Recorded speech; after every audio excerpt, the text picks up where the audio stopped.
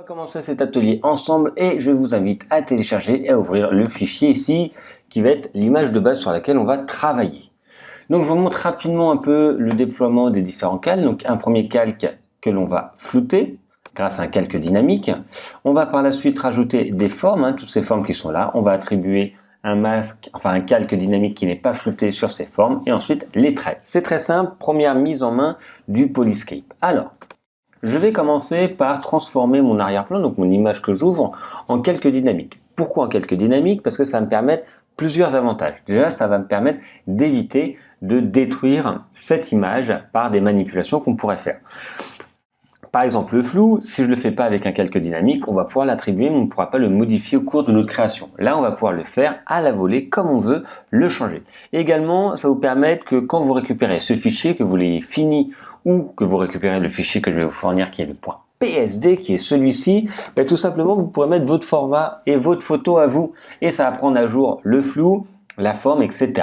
Donc, prenez plutôt un objet, vous voyez que le centre est le sujet principal, mais tout ça va être mis à jour automatiquement. Je vais vous montrer à la fin de l'atelier comment on fait. Là, je vous apprends à le faire et après, vous pourrez le réutiliser indéfiniment. Donc, je transforme mon arrière-plan calque dynamique. Tout simplement, je fais clic droit dans la zone grise qui est là et je fais convertir en calque dynamique. Vous allez voir ici un petit symbole qui va apparaître. Voilà, donc il n'y a plus marqué arrière-plan, il n'y a plus le petit cadenas, il y a bien calque 0, donc on pourra le renommer, et un petit symbole pour dire que c'est bien un calque dynamique. Quand je reste dessus, vignette d'objet dynamique. Si je double-clique, je peux mettre ici image de base, peu importe, vous mettez ce que vous voulez, vous n'êtes même pas obligé de le renommer. Et on va tout simplement dupliquer ce calque dynamique, comme ça après on va pouvoir faire les modifications, placer les calques les uns par rapport aux autres, et ainsi de suite. Clic droit et je fais dupliquer le calque. C'est important de dupliquer le calque ici et pas de faire une autre méthode, parce que quand on va mettre à jour un calque, en fait ça va mettre à jour toutes les copies qui ont été faites.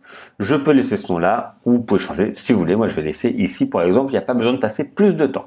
Voilà pour la première étape. J'ai ouvert mon document et je l'ai transformé en calque dynamique et fait une copie en dupliquant le calque dynamique que j'ai créé à partir de mon arrière-plan du départ.